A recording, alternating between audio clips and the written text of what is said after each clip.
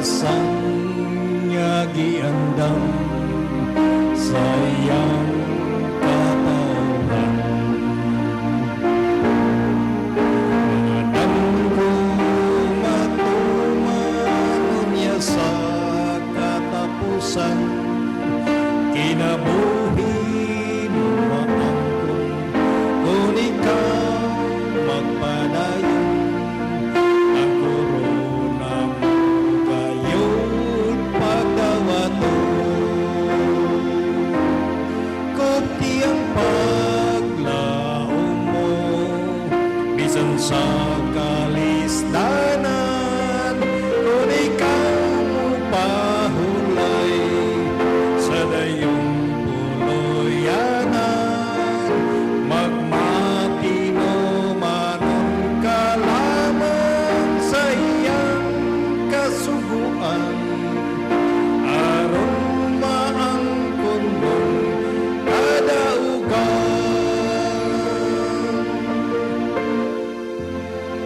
Igsuon ko pagsusiha ang kaugalingon mo, kung masayran mo makita si Kristo. Kasing-kasing paghinluan, kasalanan pagtalikdan, kay ang tanan kayo't pagahukma. Kuti ang paglaom mo bisan sa kalistanan, kung ikaw mo pahulay sa dayong puloyanan. Magmatino manon ka lamang sa iyang kasuguan, aron maangkon mo kadaugan. Kapaitan, kasakitan, atunhang hinsaksihan, di kalibutan pulos kadautan. Kinahanglan nga mangandam, hawak mo pagkabagsan, kay si Kristo anahas sa pultahan. Kuti ang paglaom mo bisan sa kalistanan, kung ikaw mo pahulay sa dayong puloyanan.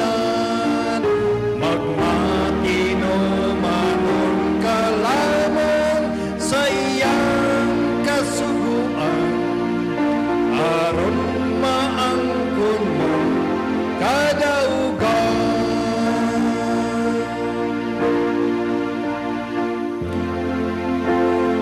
Di madugay dungtan ka mo, igsuon ra sa pagtuo. Igatugyan nga to sa husgado,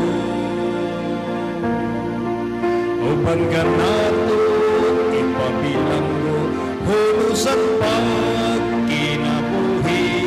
Di mahadlok kay si Kristo magabawi. Kuti ang paglaom mo bisan sa kalistanan, kung ikaw mo pahulay sa dayong puloyanan. Magmatino manon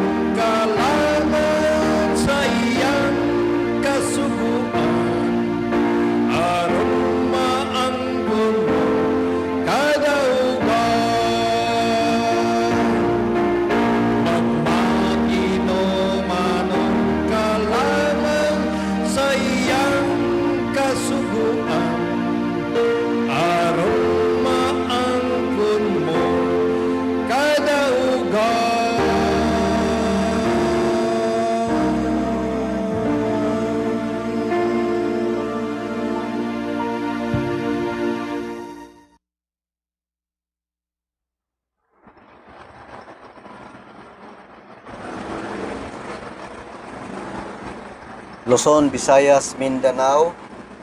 Mayong hapon kanatong tanan. Ining takna sa kahaponon akong gipasalamatan ang tanan nga mga minahal nga mga higala o mga kaigsuonan.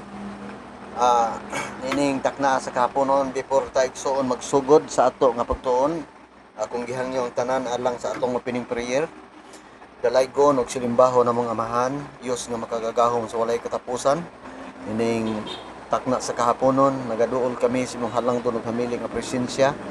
Pasayloa Ginoo ang matag usa kanamo, diin kami napakya sa unahona ug sa among pulong aron takos kami makaduol sa imong trono ning takna sa kahaponon.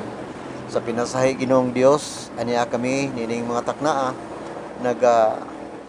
himo kami sa amo nga pagtuon kauban sa minahal namo nga mga higala o mga kaigsuonan nga kutob sa madungog sa among Sibya. Nining taknaa nasayod ikaw sa among hunahon nagkasing-kasing amahan nga unsa ang amo nga mga kaakuhan, responsibilidad ug ang uban namo nga makigsuonan. Hangyo ikaw namo Ginoo nga niining katapusan nga mga panahon maabli ang among hunahon kasing-kasing among tun-an Ginoong Dios ang amo nga responsibilidad alang sa among pagkinabuhi nining katapusan nga mga panahon. Salamat Ginoo nga ikaw nagagiya ug uban kanunay kanamo nining taknaa sa kahaponon nga diin amo nga mga higala ug mga kaigsuonan nagaandam sa ilang tagsa-tagsa ka mga kaugalingon sa pagtiknot sa mga pulong nga amo karon nga matun-an. Salamat Ginoo nga ikaw nagadungog ug nagtubag sa among pag-ampo. Amo kini ginasalig sa ngalan ug gahom ni Hesus nga manluluwas sa amin. Nining takna sa kahaponon mga kaigsuonan, akong gipasalamatan ang ato nga mga minahal nga mga kaigsuonan, ilabi na sa dumala sa ato nga lanog sa kamatuoran parto, ang ato nga presidente sa fellowship, Elder Riri Monteclaro, uban sa iyang panimalay o sa iyang Vice President Elder Gaga Perolino, uban usab sa iyang buong pamilya. Ining kahaponon ako gipasalamatan uban sa ato nga nagadumala sa atong Executive Committee, Elder Dodong Monteclaro, uban sa ato nga mga tanan nga mga sakop sa Executive Committee nga Elder Jory Carpo, uban kang Elder Stanley ug uban pa nato nga mga elder nga sakop sa kinatibuk-an sa fellowship. Nining kahaponon ako kamo nga gipasalamatan o tungod sa pagpaningkamot sa ato nga mga igsuon, labi na sa atong gigamit karon nga mga kahimanan alang sa maong plastar sa ato nga computer. Akong gipasalamatan si Engineer Israel Reformina, uban kang Engineer Abner Calapis. Salamat kayo sa inyong asikaso sa ato nga mga kahimanan aron madungog kita sa kahanginan. Nining takna sa kahaponon dili ta maglangan mga kaigsuonan. Sa nanglabay nato nga pagtuon, adunay daghan nga mga butang nga atong na-dig up, ilabi na sa atong pagtuon mahitungod sa maayong panglawas, atong pagtuon mahitungod sa atong pamilya. Nga niining katapusan nga mga panahon, gusto nato igsuon nga matun-an nato ang tanan, no? Unsa ka importante ug unsa ka bililhon ang ato nga lawas atubangan sa atong Ginoo igsoon. So nining kahaponon ang atong topic mga kaigsuonan naghisgot kini mahitungod sa pagkaon o sa maayong panglawas. Mao ni ang ato nga topic igsoon. Ngano nga importante kaayo ang tuon mahitungod sa atong maayong panglawas. Ining panahon sa katapusan, bawal igsuon magkasakit. Di ba? Dili maayo kung doon na kay balatian. O karon atong nasinati nga ilabihan kadaghan sa mga balatian nga niya karon sa kalibutan, mga minahal nga higala ug makigsuonan. Busa ngano nga ang sakit igsuon niya karon sa kalibutan. Sa diha nga magbasa ta makigsuonan mahitungod sa maayong panglawas. Atong mahinumduman nga usa sa butang nga atong madig-up igsuon. Nga usahay makaingon ta nga kita ra pod mo igabuhat og sakit. Tungod kay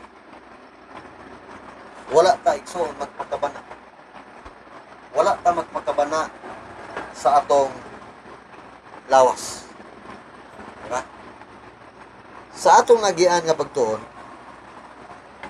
atong natun-an nga ang atong lawas nagkinahanglan og pag-atiman, di ba? Ang atong mga minahal nga mga higala ug makigsuonan murag nindot kay nila paminawon nga bitbit sila og mga sigarilyo, di ba? Murag nindot kay nila paminahon nga naa sila'y mainom mga bino, di ba? Pero unsa ka importante nga atong matun-an igsoon. Unahon na ito igsoon kining bino. Ang bino mga kaigsuonan bisag asa ka mo adto mga syudad, lungsod, barangay, dili nimo igsuon kita nga walay ilimnon nga makahubog. Naagyo na siya. Kung subala sa balaang kasulatan, ang Ginoo igsuon nagsulti sumala sa Proverb chapter 20 verse 1. Asa may giingon? Ingon ang atong Ginoo igsuon ang bino mao'y usa ka tigtamay. Ang maisog nga ilimnon mao ang sabaan. Og bisan kinsa nga masayop tungod niini dili siya maalamon. Kasi ato nang nakita og atong nahibaluan mo ni ang gisulti sa atong Ginoo igsoon. Kining bino ang tao usahay mapahamak sa bugat nga mga problema, bugat nga mga kaso tungod aning bino. E dunay mga tao nga maayo pa kayo o pamatasan sa wala pa makainom, pero sa diya nga nakainom na, imong makita nga ang problema musangko sa barangay, musangko ngadto sa police station, o sa katapusan sulod sa prisuhan. Mo ni resulta. Wala masayop ang Ginoo igsoon nga ang mga tao nga gusto aning mga ilimnuna ingon ang atong Ginoo dili maalamon. Gusto ta igsoon nga tawgon ta og dili ta maalamon, di ba? Kini sigarilyo igsoon. Nakabantay ka sa sigarilyo nga mismo ang atong gobyerno mga kaigsuonan nang hunaw ng daan ang atong gobyerno.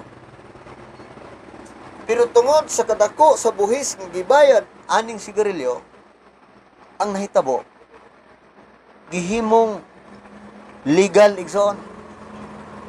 Gihimo tuod nga legal ang pagpanigarilyo, pero nang hinaw ang atong gobyerno. Sa may giingon, ingon ang atong gobyerno nga giunsa ni pagsulti ang pagpanigarilyo makadaot sa maayong panglawas, no? Mo ni ang gisulti sa atong gobyerno. Sa ato pa. Sa diya nga ang tao magsugod na og panigarilyo,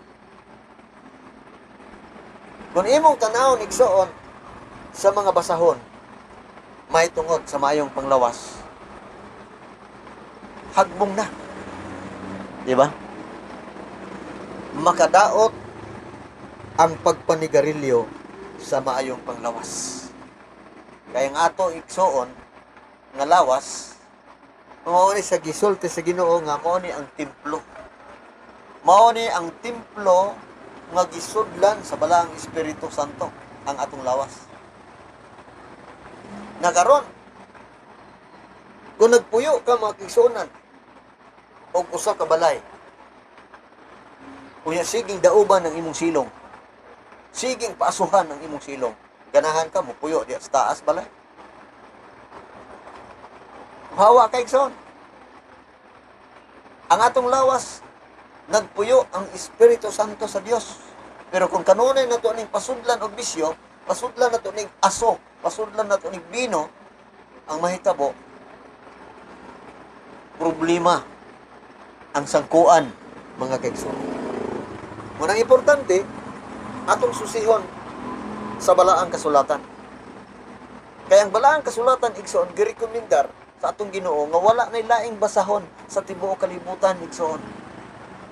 Kung maghisgot og maayong panglawas niya sa Biblia. Kung maghisgot ta igsoon og family planning niya sa Biblia. Kung maghisgot ta makaigsuonan sa unsaon nato pagkinabuhi ang mga kabaton tas kinabuhing walay katapusan, naa sa balaang kasulatan ang Biblia. Kung magtuon kay igsoon may tungod sa science, naapot sa Biblia. 2,000 na katuig ang nakalabay mga kaigsuonan, bag-o lang natuklasan sa mga scientists nga ang kalibutan gibitay sa walay gibitayan. Naa na sa Biblia igsoon. Na nagbahag pa ang mga tao kaniadto, wala pa magtao ang apuhan sa atong apuhan. Naa na. Nakasulat sa balaang kasulatan igsoon nga ang kalibutan gibitay sa walay gibitayan. Bag-o lang natuklasan. Meaning, ang balaang kasulatan igsoon kumpleto. Wala na'y kulang. Wala'y kulang. Nganong gihisgutan nato ang mayong panglawas ug pagkaon tungod kay sa atong kalibutan gigipuy-an mga minahal nga higala o mga kaigsuonan, gusto sa Ginoo igsoon nga makabaton ta og kahibalo ug kaalam aron ato magpahibalo ngadto sa katawhan. Dunay uban nga mga tawo mga kaigsuonan nga ang tanang butang pwede nang makaon. Hinlo na. Diba? Pero unsa gisulti igsoon? Unsa may gisulti sa Jeremias kapitulo 17 bersikulo 5. Nag-ingon, mao kini ang giingon sa Ginoo, tinunglo kadtong tao nga nagasalig sa tao. Kama. Unsa day igsoon? Tinunglo ang mga tao nga musalig og tao. Mga kaigsunan, ngay mga tao, mailang gipakabalaan, ilang ang tingog sa ilahang gitawag og balian. Mao'y ilang paminahon. Kung unsay gisulti sa ilang balya, mao po ilang yung sundon. May mga tao nga pakipastor. Kani ako ganing gigahin, maminaw jud ko. Kay mao ni gisulti ni pastor. Mao ni ang iyang gisulti. Para maluwas ta, maminaw ta ni pastor. Maminaw ta ni father. Bahala nag magkinaunsa. Kung unsa ang gisulti sa atong pastor, mao ra gini atong sundon. Pero unsa gisulti sa Ginoo igsoon? Ang Ginoo nga mo'y nagbuhat sa langit ug sa yuta, ingon siya mga kaigsuonan, kadtong musalig og tao tinunglo. Munang ang atong gibasa igsoon, pulong sa Ginoo. Nagbasa ta dinhi sa pulong sa Ginoo ug mo ni atong gisunod. Dili ang mga tao igsoon, kundi ang Ginoo. Tanawa na unsay gitudlo ni sa atong Ginoo pagampo. Nagtudlo og guidelines ang atong Ginoo. Ingon ang atong Ginoo sumala sa mabasa mga kaigsuonan sa Mateo. No? Sa Mateo kapitulo 6. Sayang bersikulo 9. Pagampo kamo sa ingon niini nga paagi. Amahan namo nga naa ka sa langit. Balaanon ang imong ngalan. Paniyang imong kingharian. Buhaton ang imong kabubuton dinhi sa yuta maingon sa langit. You see? Klaro og tinaw igsoon nga magampo ta ang nagbuhat sa langit ug sa yuta mo'y atong tawagon. Di ba? Kay kung mahitabo mga kaigsunan kung ang atong pagampo, ang atong paglitok dili Dios nga nagbuhat sa langit ug sa yuta. Unsa may mahitabo igsoon? Basa tag teksto igsoon. Unsa may mahitabo? Ang giingon mga kaigsuonan sa Jeremias kapitulo 3 bersikulo 9. Ingon din igsoon og nahitabo tungod sa pagkagaan sa iyang pagpakighilawas sa yuta. Nahugawan. Kasi akong balikon. Og nahitabo tungod sa pagkagaan sa iyang pagkighilawas nga ang yuta nahugawan og siya nanapaw sa bato og sa mga tuod sa kahoy. Kasi ang gisulti sa atong Dios nga nagbuhat sa langit ug sa yuta, ang yuta nahimong nahugawan, ang yuta nahimong natinunglo tungod kay siya nagsilos ang atong Ginoo tungod kay ang mga katawhan didto na nagsimba sa bato og didto sa mga tuod sa kahoy. Yes, tanawa ang atong mga kaigsuonan. Tanawa ang mga may nahal nato nga mga higalaw mga kaigsuonan. Ha? Unsa may ilang gipangsangpit karon? Kamo igsoon sayod mo mga minahal nga higala o mga kaigsuonan. Daghang mga pag-ampo sa mga tao, milyon-milyon ang mga tao nga nag-ampo. Dili ang Dios nga nagbuhat sa langit ug sa yuta, kundi ang giampuan. Mga ngalan sa mga tao, mga ngalan sa mga babae. Di ba? Ang unsay nahitabo? Hilabihan kadaghan ang mga hitabo sa kalibutan. Adunay mga nangaanod nga mga balay, mga tumpagan tungod sa linog, tungod sa bagyo. Napay giulan og kalayo mga kaigsuonan, nangasunog ang mga balay. Suba nangahimong dugo. Ug sumala sa atong makita sa live mga kaigsuonan, naapay lugar nga giulan og ice. Di ba klaro atong nadungog igsoon? Og atong nakita, kay makita man sa live. Sa kapitulo 16 bersikulo 21 sa pinadayag sa maong propesiya, namuulan og ice sa tag 50 ka kilo ang matag gibug-aton, nga mutug pa iulan.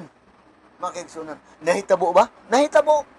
Nagpasabot nga ang atong panahon, gamay na lang kaayo. Unsa may giingon? Ingon ang atong Ginoo igsoon sa Jeremias kapitulo 3 bersikulo 9. Tungod sa pagkagaan sa iyang pakighilawas nga ang yuta na hugawan og siya nanapaw sa mga bato og uban sa mga tuod sa mga kahoy. Daghang mga katawhan karon atong nasinati sa kalibutan igsoon. Moadto kag bukid, imong makita nga nay mga tao nga nagampo, nagpasalamat apan ang gisampit igsoon.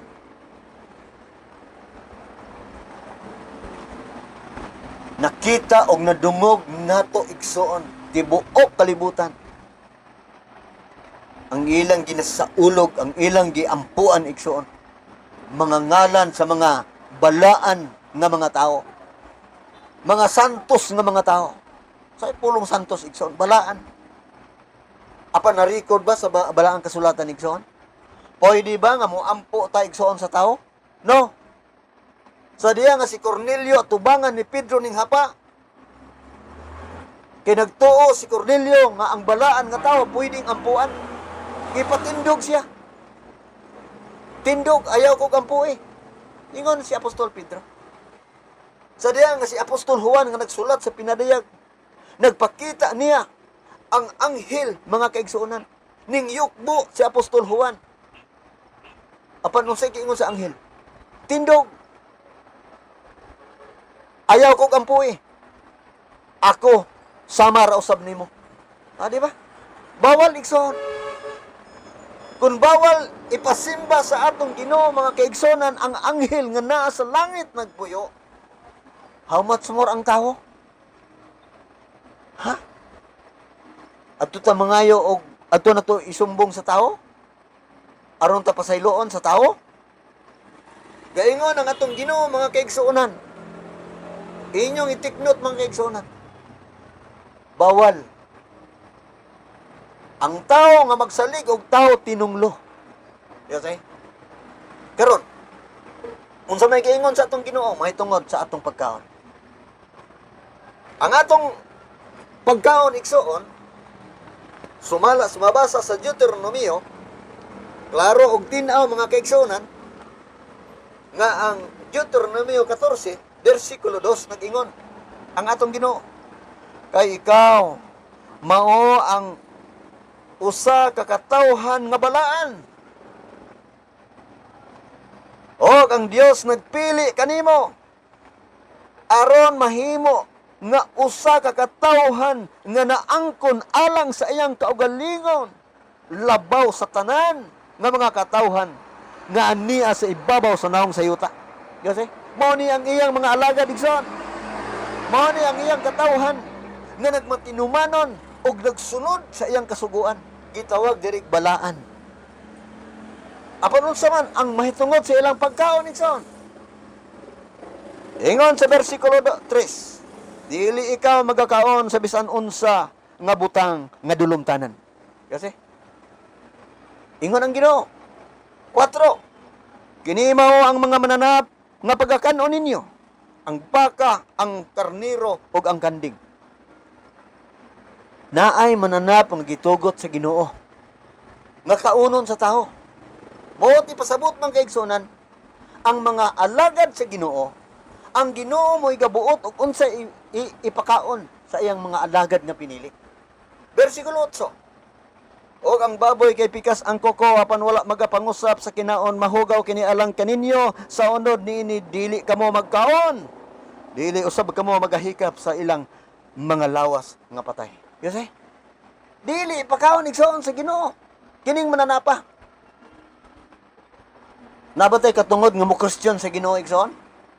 Sa imong hunahuna.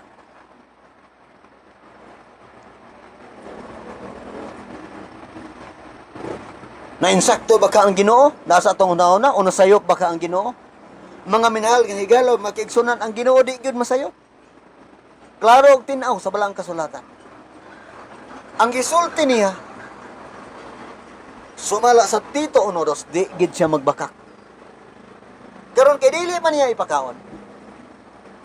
Dugang pa sa Levitico Kapitulo 11, versikulo 7 nag-ingon, ang baboy kay kini may koko nga pikas og may tiil nga buak apan wala magapangusap, mahugaw kini alang kaninyo, sa unod niini dili kamo magkaon. Mo di gisulti sa Ginoo, ikaduhang teksto. Meaning, kay dili ipakaon sa Ginoo, musunod ta sa Ginoo o musupak?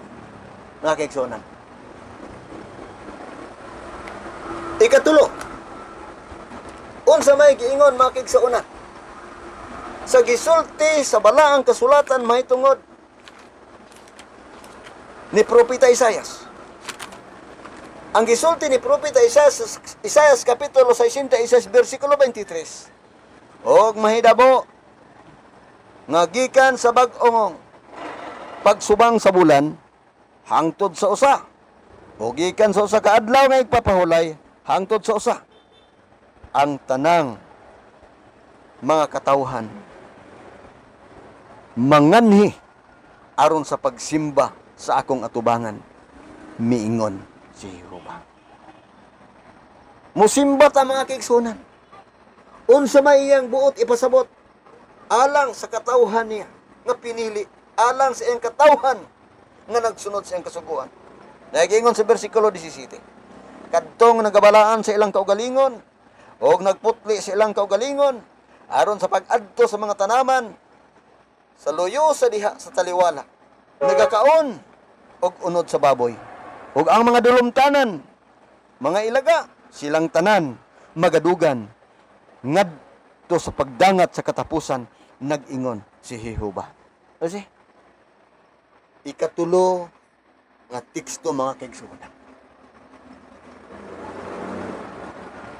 Sa korte mga kaigsunan, kon makahatag kag witness nga duha ngadto sa tulo sa balaang kasulatan mga kaigsunan, wala na kay mahimo. Klaro og tin-aw sa balaang kasulatan, dili ako mooy nagbuot igsuon, kundili ang Ginoo mo'y gasulti nga ang atong pagkaon ang Dios mo'y gabuot, ang atong maayong panglawas ang Dios mo'y nagplano sa atong kaugalingon. Bosa nining katapusan nga mga adlaw, kung ikaw igsuon gusto mo puyo sa kinabuhi nga walay katapusan, ang usa ka bag-ong langit ug bag-ong yuta nga mapahiyuman, gusto sa Ginoo nga walay usa ka nato nga mangadto sa impierno, kundi ang tanan makabaton sa kinabuhi nga walay katapusan. Unsa iyang giingon igsoon? Ecclesiastes kapitulo 12 bersikulo 13. Aniya ni ini ang tanan na dungog na. Kadlo kay ang Dios ug bantay ang iyang mga sugo. Kay kini mao ang tibuok katungdanan sa tao. Mga kaigsuonan, nining tagna sa kahapon. Plano sa Ginoo. Gusto sa atong Ginoo igsoon. Nga nining katapusan nga mensahe. Nining katapusan nga mga adlaw. Kining walay katapusan nga maayong balita nga ato karong gisaw-an mga kaigsuon.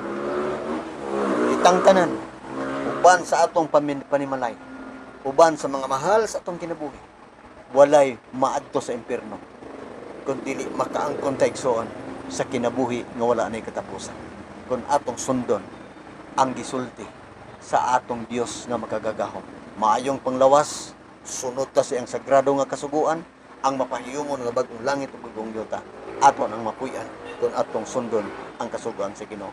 Dili na mutugot ang akong oras, ning abot na ang takna nga nahuman ang ato na pod nga pagtuon, ug nining takna akong gipasalamatan ang tanan nato ang mga higala mga kaigsunan. Mayong hapon kaninyong tanan.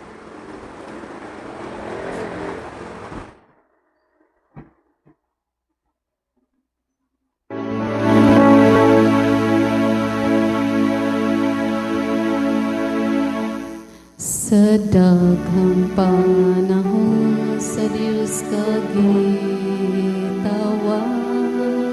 apan wala gayud kami tagad. Gibadlong gitambagan ka, wala lang imong pagtaga, may adlaw raon niya magbasol ka. Karon ang adlaw sa Dios mo balik ka, kay basin donog mawala ka na. Ayaw paglangana, kay may panahon pa, kay kung makapaulahin na. Sa kagabi ang duna kay pananawon, si Jesus kanimo mipahiyon. Og siya may ingon, ikaw malikon aron dunay kinabuhing dayon. Karon ang adlaw sa Dios mabalik ka, kay basin tunog mawala ka na. Ayaw paglangana, kay may panahon pa, kay kung ugma ka pa, ulahin na. Tinuhaan ang gyud makabalik ka pa, sa pag-alagad sa ginuta. Dagkong balatian ayaw paghulata, samtang baskog ka pa, alagad na. Karon ang adlaw sa Dios mabalik ka, kay basing tunog mawala ka na. Ayaw paglangana, kay may panahon pa, kay kung ugma ka pa, ulahin na. Kay kung ugma ka pa, ulahin na.